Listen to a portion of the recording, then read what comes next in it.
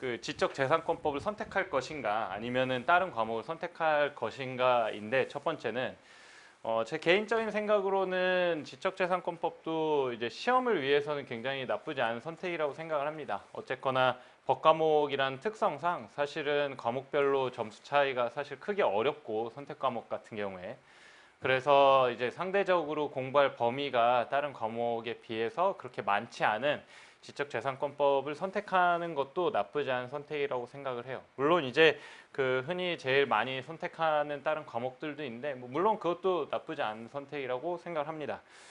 그리고 아마도 이 강의를 들으시는 분 중에서는 변리사 출신 분들도 꽤 있을 거예요.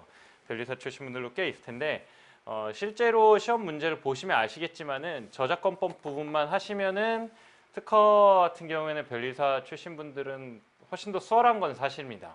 근데 그렇다고 해서 이 일반 분들이 하시기에 불리하냐? 약간 그런 건 아니에요. 변리사 시험 같은 경우에는 저도 뭐 했었지만은 이 변리사 시험 같은 경우에는 특허 출원에 관련된 또 이따가 얘기를 하겠지만 출원에 관련된 부분이 사실상 굉장히 큰 포션을 차지하고 있습니다. 그리고 저작권법 같은 경우에는 사실 뭐 양쪽 다 처음이기 때문에 제 생각에는 물론 변리사 출신 분들이 이제 좀 더 특허법을 공부하는 데 있어서는 훨씬 더 수월한 거는 사실이지만 시험의 패스라는 측면에서 봤을 때 우리가 이걸 지금 뭐 1등 하냐 이 부분이 아니잖아요.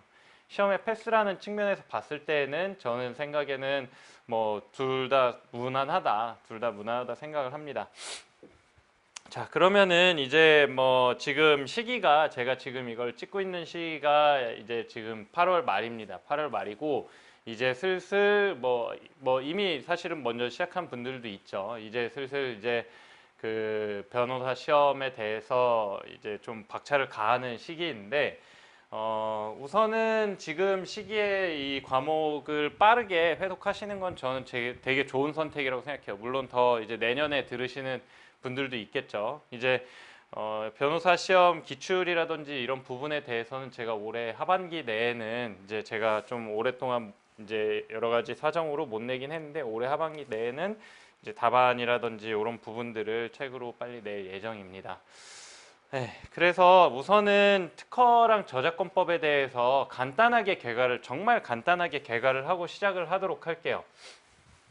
자, 우선은 여러분이 아셔야 될 게 일단은 변리사 출신 분들, 특허를 미리 아시는 분들한테 미리 말씀을 드리자면 결이 좀 다릅니다. 실제 이 시험에서 원하는 부분과 원래 변리사 시험에 나오는 부분과 결이 굉장히 달라요. 그래서 이 시험을 지금 준비하시는 분들도 특허법을 공부하는 데 있어서 변리사 시험은 제 생각에는 그냥 참고를 아예 안 하시는 게 나아요. 물론 일부 문제를 선별해서 보시면은 뭐 나쁘지 않은 참고가 분명 될 수 있지만 이미 변호사 시험도 문제가 많이 쌓였고 제 생각에는 이 시험을 패스하기 위해서 변리사 시험의 특허법 문제나 저작권법 문제를 본다. 그렇게 적절한 선택은 아닌 것 같습니다. 물론 이제 제가 봤을 때 변리사 시험 저작권 문제는 변호사 시험에 충분히 참고할 만합니다. 난이도가 제 생각엔 그 두 개는 좀 비슷해요. 변리사 시험도 저작권법 이제 선택 과목이 있거든요. 근데 변호사 시험을 패스하는 데 있어서 우리가 변호사 시험 외에 기출까지 참고를 할 필요가 있을까는 저는 좀 의문이에요. 그렇게까지 공부량을 늘리실 필요는 없습니다. 변호사 시험 같은 경우는 아마 지금 공부하시는 분들도 충분히 느끼시고 계시겠지만 양이 엄청 많아요. 전체적으로. 그렇기 때문에 지적재산권법에서도 양을 늘리시는 건 저는 지양해야 된다고 생각을 합니다. 자, 그러면 먼저 특허법에 대해서 먼저 개괄을 해드리면은 제가 말씀드렸지만 특허법은 저희 시험에서는 절차에 관한 부분이 상당히 많이 안 나와요. 이제 공부를 하시니까 아시겠지만 이제 절차법과 실체법이 있는데 특허법 같은 경우는 굉장히 특이한 법입니다. 여러분이 아시는 사실은 실체법의 대표적인 예가 민법이죠. 민법 같은 굉장히 실체적인 법이 있고 예를 들어서 형사소송법이나 민사소송법 같은 경우에는 굉장히 절차법에 가까운 내용들이 많죠. 그리고 지금 이걸 들으시는 분들은 뭐 아니신 분도 있겠지만 뭐 여러 가지 행정법 관련된 부분도 굉장히 많이 들으셨을 거예요. 근데 특허법 같은 경우에는 행정법에 굉장히 가깝다고 생각을 하시면 됩니다. 그럼에도 불구하고 그런 행정법에 있는 절차적인 내용에 더불어서 실체법적인 내용도 같이 포함하고 있는 법이다. 그래서 상당히 특이한 부분이다. 근데 우리가 이 특허법에서 알아야 될 거는 사실은 절차법적인 부분보다는 실체법적인 부분에 좀 더 가까워요. 이 얘기는 무슨 얘기냐면 특허법을 크게 나누면은 이렇게 이걸 이제 시계열적인 이걸 이제 시간이라고 봅시다. 시간이라고 보면은 특허법을 이렇게 보는 거는 요거 한 줄로 충분히 가능합니다. 그래서 이거를 어디로 나눠야 되냐면은 특허가 실제 출원이 된 다음에 등록이 됐을 때 한마디로 특허라는 건 뭡니까? 어떤 권리를 받는 거잖아요. 우리가 집에 그 소유권 이전 등기 청구를 해가지고 이전 등기를 비로소 받아야지만 그때부터 권리가 생기는 거 아닙니까? 계약을 체결했을 때 우리가 소유권에 대한 어떤 권리가 생기는 건 맞지만 실제 이제 등록이 돼야 실질적으로 눈에 확인할 수 있겠죠. 특허도 마찬가지로 어떤 권리에 대한 출원을 한 다음에 등록을 해야 그때부터 특허로서의 어떤 권리가 발생을 하는 겁니다. 근데 사실은 이제 변리사 시험이랑 비교를 하자면은 변리사 시험에서는 이 앞단의 내용들이 굉장히 많이 나와요. 그리고 세부적인 날짜에 대한 부분들이 굉장히 많이 나옵니다. 왜 많이 나오냐면 특허법이 절차법적인 성격을 갖고 있기 때문이에요. 근데 우리 시험에서는 그렇게까지 그 세밀하게 어떤 날짜라든지 이런 부분들이 잘 나오지 않아요. 아마 올해 이제 초였죠. 올해 초에 기출을 보더라도 그런 절차법적인 내용은 하나도 나오지 않았습니다. 물론 우리가 이따가 제가 말씀을 드리겠지만 일부 이 앞단의 내용들에 대해서 정말 중요한 내용들이 있어요. 근데 이 앞단의 내용들은 왜 중요하냐면 등록된 이후에 이 앞단의 내용들이 이 등록된 권리에 미치는 영향 그런 부분들 때문에 중요한 거지 어떤 날짜라든지 이 안에 내부의 세부적인 절차 같은 경우에는 다소 중요도가 훨씬 떨어집니다. 한마디로 우리가 그만큼 공부해야 될 게 굉장히 적어진다는 뜻이에요. 그러면은 특허법에서는 어떤 일이 일어나냐? 첫 번째 특허를 간단하게 말씀드리면 출원이라는 절차를 거치게 됩니다. 출원이라는 절차를 거쳐요. 이게 뭐냐면 특허청에다가 특허를 내주세요 하고 명세서를 제출을 하는 거예요. 이 글로 써서 어떤 발명이 있으면은 그거를 굉장히 글로 자세하게 쓰는 걸 우리가 명세서라고 부릅니다. 명세서라는 거를 특허청에 제출을 하면 이거에 대해서 심사를 거쳐요. 심사를 거치는데 이게 등록을 받을 만한 것인가 라는 거에 심사를 거칩니다. 물론 여러 가지들이 있어요. 이따가 저작권법에서 말씀을 드리겠지만 저작권 같은 경우는 어떻게 되냐면은 내가 책을 쓰기만 하면은 어떤 심사도 거치지 않고 그 자체로 저작권이 발생을 해요. 근데 그것과 완전히 반대로 특허법 같은 경우에는 내가 발명을 만들었다고 권리가 발생하는 게 아니라 발명을 만든 다음에 그걸 명세서로 작성을 해가지고 제출을 하면은 그거에 대한 심사를 거쳐서 등록이 돼야 권리가 발생을 합니다. 물론 이 심사 과정에서 여러 가지 일들이 벌어져요. 그리고 그것들도 세부적으로 이제 특허법에 기재가 돼 있습니다. 하지만 그런 부분들은 사실은 뭐 법에는 기재돼 있지만 그리고 변리사 시험에서는 이 과정이 중요하지만 우리 시험에서는 일단 어떤 것들이 있는지만 이따가 강의에서 말씀을 드리고 대략적인 부분을 법조문만 통해서 확인하시면 돼요. 그래서 출원을 하는데 심사 과정에서 그러면은 어떤 걸 우리가 심사를 하냐? 첫 번째는 신규성입니다. 신규성은 뭐냐면 뭐 말 그대로 이게 정말 신규한가? 옛날에 있던 거랑 완전히 동일하지 않은가? 이걸 판단을 하는 거예요. 그 다음은 진보성입니다.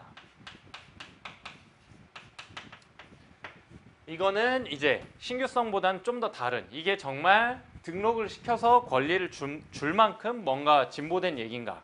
사실은 이 두 가지가 거의 메인이라고 보시면 돼요. 근데 딱 봐도 보시기에는 신규성보다는 진보성이 좀 더 애매해 보이죠. 그래서 사실은 특허법의 거의 이 절반을 차지한다고 보시면 되고 제 생각에는 이 진보성이 거의 이제 우리 시험에서는 이제 매년 나올 것 같은 이제 규출 부분이라고 생각하시면 돼요. 그리고 실제로도 아마 거의 제일 많이 나왔을 거예요. 근데 이제 여기에 이제 플러스로 더불어서 어떤 게 있냐? 첫 번째는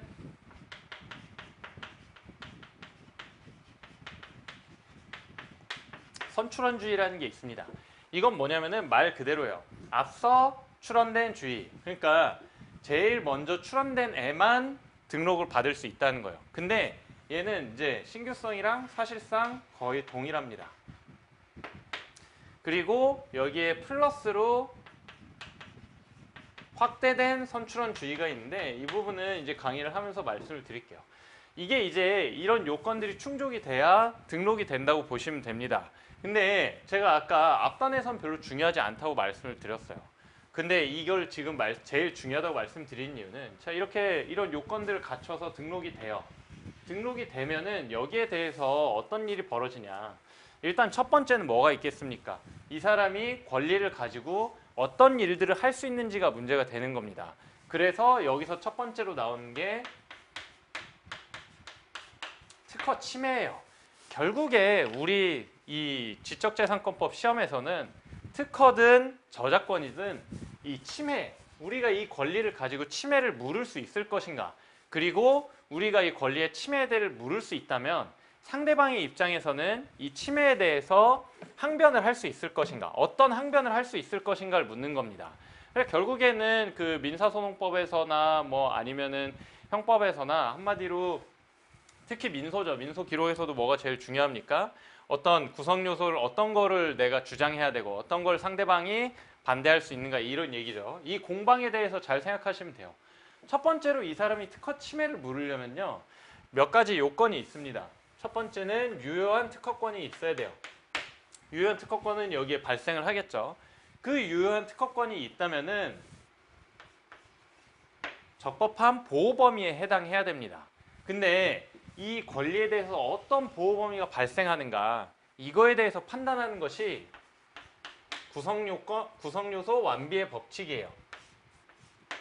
근데 요거에 대해서는 뭐 제가 이따가 상세하게 말씀을 드릴 텐데 간단하게만 말씀드리면은 제가 아까 뭐라 했습니까? 발명을 명세서에 써서 제출을 해야 등록이 된다고 했어요. 그 얘기는 어떤 발명이든 간에 권리에 대해서 문서로 상세하게 써 있습니다. 문서로 상세하게 써 있는데 우리가 보통 어떻게 표현을 하냐면은 각각 구성 요소를 A 플러스 B라고 생각해요.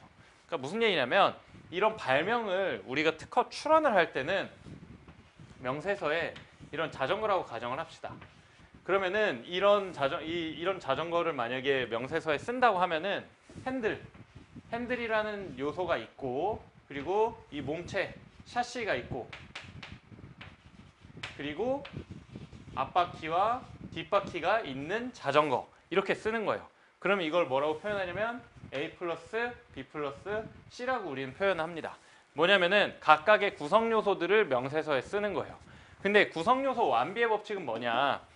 이런 구성 요소들을 모두 구성 요소 완비 모두 포함한 경우에 이거를 침해라고 본다. 한마디로 어떤 사람이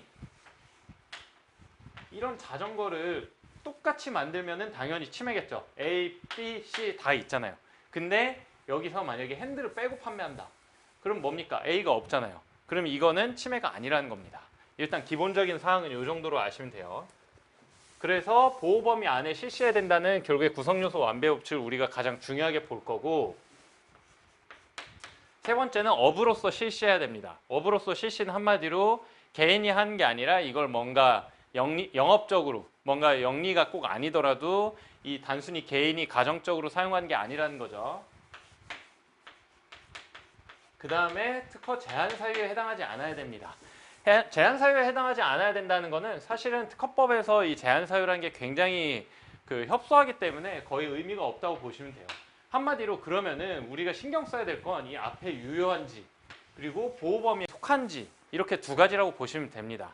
근데 보호 범위에 속한다는 거는 이제 사실은 여기에 플러스로 정말 중요한 개념이 균등론이라는 게 하나 나와요. 균등론이라는 건 뭐냐면은 자, 제가 말씀드렸다시피 A, B, C 그대로 실시해야 돼요. 근데 어떤 사람은 당연히 이제 머리가 있으면은 A, B, C가 아니라 어떻게 하겠습니까? A, B, C 플러스를 한다는 거예요. 이 바퀴를 조금 더 크게 만드는 겁니다. 그러면은 조금 다른 거잖아요. 이것까지 침해를 물을 수 있을 것인가?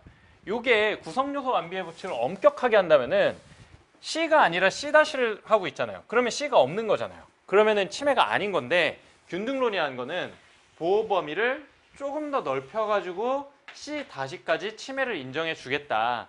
이게 균등론이고 이 보호 범위를 좀 더 넓혀주는 거라고 보시면 됩니다. 자, 그래서 우리가 보호 범위까지 했는데 제가 아까 말하지 않고 넘어간 게 유효한지 여부인데 제가 말씀드렸잖아요. 항변을 어떻게 하는지가 있는 게 중요하다. 그래서 항변은 뭐가 있냐? 자, 이게 뭐가 있냐면 특허 침해를 묻는다면 특허 침해 소송이 있겠죠. 우리가 민사소송법상 특허 침해 금지 청구라든지 뭐 이런 소송들이 있을 텐데 이런 침해를 묻는다면 여기서 이 사람이 대응 방안은 이 특허 무효다. 이 무효를 주장하는 방법은 뭐 여러 가지가 있습니다. 침해 소송에서도 물을 수 있고 우리가 나중에 하겠지만 특허는 이제 심판이라는 제도가 있기 때문에 무효 심판을 바로 청구할 수도 있어요. 근데 이제 무효라고 주장하는데 무효라고 주장을 뭘 할 수 있을 것인가? 이제 이 강의를 들으시는 분들은 이제 행정법을 배웠으니까 행정법에서의 공정력이라고 있습니다. 공정력이 뭡니까? 어떤 행정청에서 뭔가를 명확하게 권리를 부여했을 때 거기에 대해서 함부로 그 권리에 대해서 무효라고 말하지 않는 거예요. 쉽게 말씀드리면 그 얘기는 뭐냐면 이미 특허청이 이거 권리가 있다고 명확하게 공증을 해줬잖아요. 근데 이거를 함부로 무효라고 그냥 상대방이 주장한다고 이걸 다 무효라고 볼 수 있습니까? 볼 수 없겠죠. 그러니까 무효라고 주장을 할 수 있을 것인가? 이게 문제인 겁니다. 왜냐? 이 요건들은 이미 한 차례 거친 애잖아요. 그랬는데 이걸 다시 주장하니까. 그래서 여기서는 이제 이거를 주장할 수 있는지가 첫 번째가 문제가 됩니다. 주장할 수 있는지. 근데 결론적으로는 주장을 할 수 있습니다. 그래서 그러면 이걸 뭘 주장할 수 있냐? 한마디로 얘네들을 여기서 사실 문제가 되는 거예요. 이게 정말로 신규성이 없는가? 이게 정말 진보성이 없는가? 사실은 이런 얘기들을 당연히 심사할 때도 제일 중요한 얘기지만 이게 똑같이 여기서 문제가 됩니다. 그래서 우리는 이거에 대해 자세히 알아야 되는 거예요. 그래서 여기까지가 이제 어떻게 보면 특허에서 제일 중요한 부분이고 제가 지금 이 말씀드린 부분들을 이제 다 이해를 한다. 제가 생각할 때는 최소한 적어도 한 30점 이상은 100% 나올 수 있는 내용이라고 생각합니다. 그럼 나머지 우리가 이걸 패스하기 위해서 나와야 되는 점수는 무엇인가? 이제 나머지 세부적인 부분이고 이제 판례적인 부분이라고 보시면 돼요. 그래서 몇 가지만 더 플러스를 해드리면은 이 사람이 할 수 있는 항변에는 이런 무효가 있고 무효 심판이 있습니다. 심판이라는 거는 뭐냐? 여러분이 이제 행정법을 아시니까 하시겠지만은 심판이라는 거는 자 지금 이 특허 침해는 우리가 보통 뭡니까? 침해금지 청구 소송이라고 했잖아요. 한마디로 민사소송이에요. 민사소송은 뭡니까? 권리자와 침해자 사이의 당사자의 관련 이 소송이다. 당사자 간의 싸움이라는 거예요. 근데 이 민사법원에서 이 행정청이 등록한 권리를 무효시키려니까 문제가 되니까 아예 처음부터 이 특허 자체를 없애버리자. 그러면 어떻게 됩니까? 특허청이 등록을 해줬잖아요. 그럼 뭐예요? 특허청을 상대로 무효 심판을 거는 겁니다. 한마디로 이 특허가 무효라고 심판을 걸어요. 근데 여러분도 생각해 보세요. 물론 특허청이 등록을 해줬겠지만 이 권리에 대해서 더 절실한 사람이 누구예요? 특허 권리자잖아요. 그러다 보니까 무효 심판은 행정심판임에도 불구하고 사실상 당사자의 심판이라고 부릅니다. 쌍방이 거의 다투는 방식으로. 실제로 무효 심판하면요. 특허청이랑 싸운다기보다는 결국에는 양 당사자가 싸우게 됩니다. 그래서 무효 심판을 청구하는데 이것도 마찬가지로 이런 사유들이 문제가 되겠죠. 그 다음에 특허법에서는 좀 특이한 게 뭐냐면 권리범위 확인 심판이 있어요. 근데 이 권리범위 확인 심판이라는 거는 뭐냐면은 여기서 이 사람이 특허 침해를 주장하면 민사소송으로 가잖아요. 근데 민사소송 하면은 여러분 뭐 아마 이런 민법 강의라든지 이런 거 들으시면서 충분히 들으셨겠지만 소송이 굉장히 오래 걸립니다. 제가 이렇게 맡아본 사건만 봐도 뭐 완전히 소액이 아닌 이상 뭐 짧게는 뭐 1심만 해도 1, 2년, 뭐 길게는 1심만 몇 년씩도 갑니다. 그래서 이 소송이 굉장히 오래 걸릴 수 있는데 제가 봤던 사건 중에 특허 침해 사건 같은 경우 긴 거는 중간에 무효 심판 들어오고 하면 거의 10년씩 가기도 해요. 그런데 이게 너무 기니까 특허법에서는 무슨 제도를 두고 있냐면 권리범위 확인 심판이라고 해서 심판 단계에서 이 특허에 침해에 해당한다 안 한다 이게 아니라 이 특허의 권리 범위에 속한다 안 속한다 하는 이 권리 범위 확인 심판을 양 당사자 둘 다 청구할 수가 있습니다. 그래서 이런 심판이 있다. 그런 게 있고 그래서 특허법은 사실상 이게 다라고 보시면 돼요. 이게 다라고 보시면 되고 이것만 잘 아셔도 제 생각에는 충분히 특허법 전반을 이해하시는데 어려움이 없습니다. 자, 그러면은 여기까지 이제 특허법에 대해 말씀드렸고 이제 저작권이 문제죠. 저작권은 지금 이 강의를 들으시는 분들이라면 아마 뭐 모르겠어요. 법대에서 뭐 특별하게 저작권법 전공 뭔가 수업을 들으셨거나 하는 분들이 있을 것 같은데 그런 분들은 좀 거의 없을 것 같고 대부분은 처음 들으실 거예요. 근데 저작권법도 정말 쉽습니다. 저작권법이 제 생각엔 저도 처음에 이 공부를 했을 때 보면은 그 처음 문제를 봤을 때 굉장히 막막한 경우들이 좀 있어요. 왜냐하면 뭔가 썰 푸는 것 같고 근데 저작권법은 몇 가지 사항만 이제 딱 본인이 딱 중심만 잡고 가면은 크게 어렵지 않습니다. 저작권법 같은 경우에도 마찬가지예요. 제가 뭐라고 했습니까? 결국에 침해를 묻는 겁니다. 저작권법도 결국에는 사실은 저는 이제 처음에 책을 발간을 했을 때는 그때는 완전히 지금이랑 목차도 다르게 했어요. 사실은 지금 목차는 좀 더 수험생의 편의를 위해서 교수님들의 목차하고 거의 유사하게 했습니다. 근데 이제 지금 목차 같은 경우 예전 목차는 완전히 침해에 중점을 둬서 그냥 침해 방식대로 그냥 목차도 만들었을 정도로 사실은 결국에는 침해가 핵심이라고 보시면 돼요. 그래서 저작권법 같은 경우에는 결국 어떻게 공부를 해야 되냐, 우리가 이거를 하나하나 세부적으로 할 것도 없습니다. 특허법이랑 저작권법과 좀 다른 점은 특허법은 몇 가지는 그래도 판례들을 좀 외워야 돼요. 판례들을 외워야 된다는 게 뭡니까? 우리가 법조문으로 해결이 안 되고 판례를 좀 외워서 시험장에서 써야 되는 것들이 있다는 거죠. 근데 저작권법은 판례 외울 게 훨씬 적습니다. 제 생각에는 변호사 시험을 위해 필수로 적어야 될 이 그 판례들 같은 경우에는 정말 10손가락 안에 꼽다고 싶을 정도로 판례 10개 외에 나머지는 다 법조문에 있어요. 그 얘기는 공부량이 굉장히 적다는 거예요. 그리고 구조도 굉장히 쉽습니다. 이게 왜 그러냐면은 저작권법 같은 경우에는 비교적 어떻게 보면 다른 법들에 비해서 최근에 만들어졌고 그러다 보니까 원래 판례에 있던 내용의 문구들이 정제된 문구들이 법조문에 이미 많이 들어왔어요. 그래서 저작권법은 이제 특별하게 외우는 것보다는 이제 여러분이 좀 더 심플하게 공부를 할 수 있다는 거고 자 그러면은 저작권법은 어떻게 되냐면은 첫 번째로는 침해를 우리가 생각을 해봅시다. 누군가 갑이 을에 대해서 침해를 묻는다고 하면은 첫 번째는 어떤 갑이 이제 어떤 저작권이 있어야 됩니다. 그래서 유효한 저작권이 있는지 이게 첫 번째로 문제가 될 거예요. 제가 말씀드렸잖아요. 저작권은 책을 만들기만 하면은 그 자체로 저작권이 발생합니다.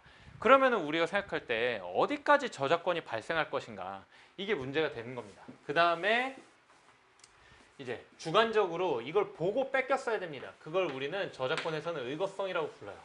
이걸 당연히 이제 저작권 같은 경우에는 자 이거 뭐예요? 얘는 뭔가 심사를 거쳐서 권리가 발생하니까 여기에 대한 독점적인 권리를 인정하는 게 뭔가 좀 타당해 보이잖아요.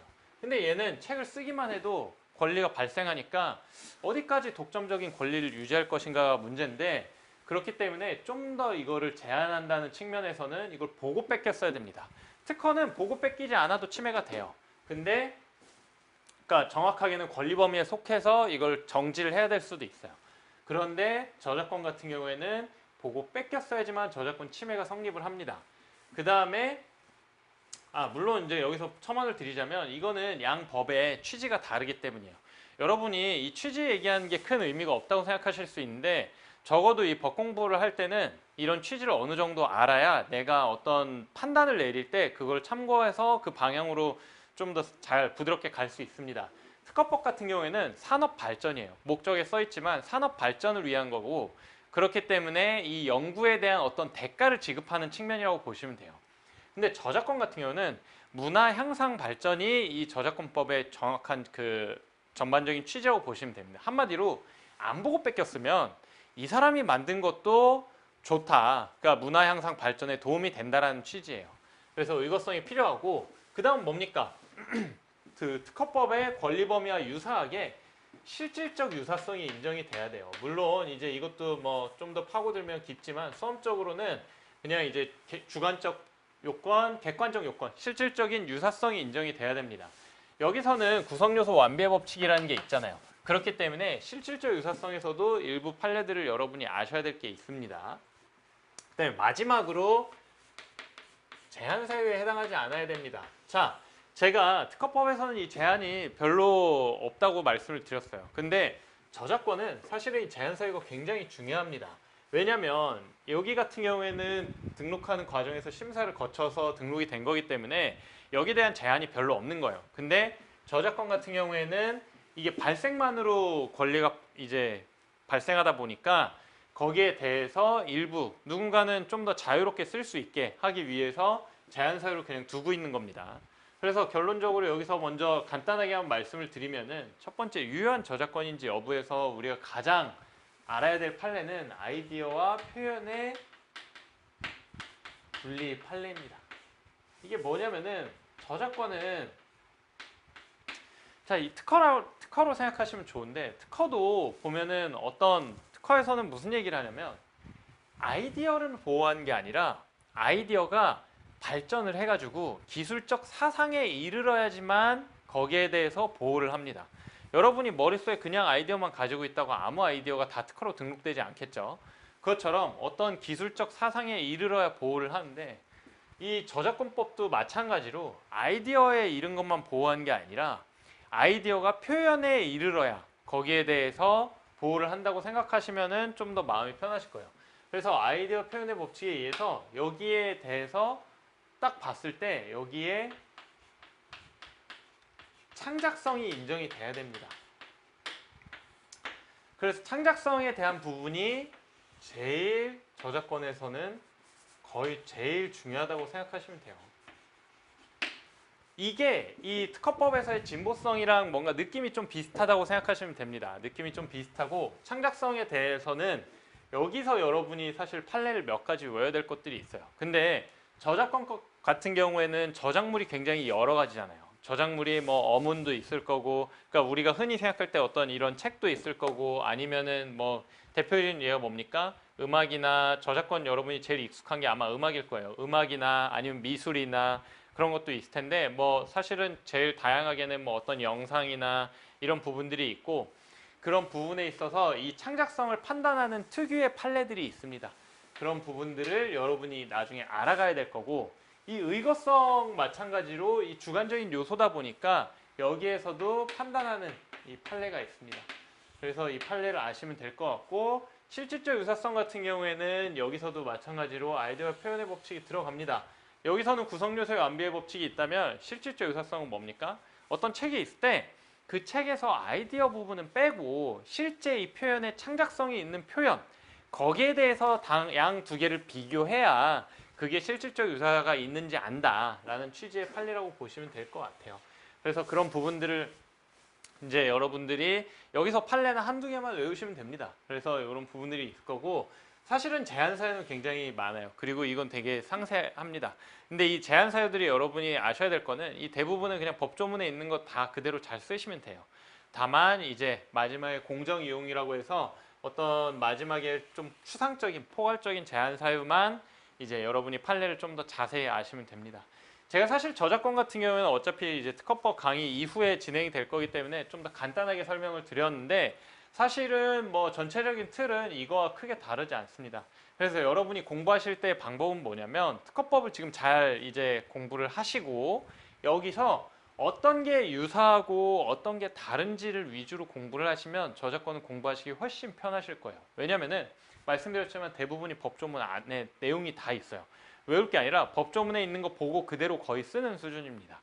그래서 어떤 걸 써야 되는지만 조금만 익숙해지시면은 사실은 크게 어렵지 않습니다. 그래서 공부를 하시고 이 강의를 들으시고 사실은 진행을 하시는데 저는 실제 시험까지 큰 문제가 없을 거라고 확신을 합니다. 뭐 어떻게 보면은 12시간 강의 안에 이게 가능할 것인가 라고 의문을 품으실 수도 있는데 제 생각에는 뭐 12시간이 굉장히 충분한 시간이기 때문에 너무 걱정 안 하셔도 되고, 실제 그 지금까지 나온 변호사 시험 기출을 저도 뭐 다 봤습니다. 다 봤고 문제도 다 풀어봤고, 그런데 난이도가 크게 변동이 없습니다. 크게 변동이 없고 어떤 해는 오히려 더 쉬웠다고 느낀 때도 있어요. 그렇기 때문에 앞으로 제가 시험을 칠 때만 해도 너무 이제는 옛날이기 때문에 이 올해는 이제 브리타가 많이 나올 거다. 올해는 좀 그 학생들을 이 과목으로 떨구는 사람들이 나올 거다라고 하는데 제가 봤을 때는 뭐 아직까지 매년 그 얘기가 나왔지만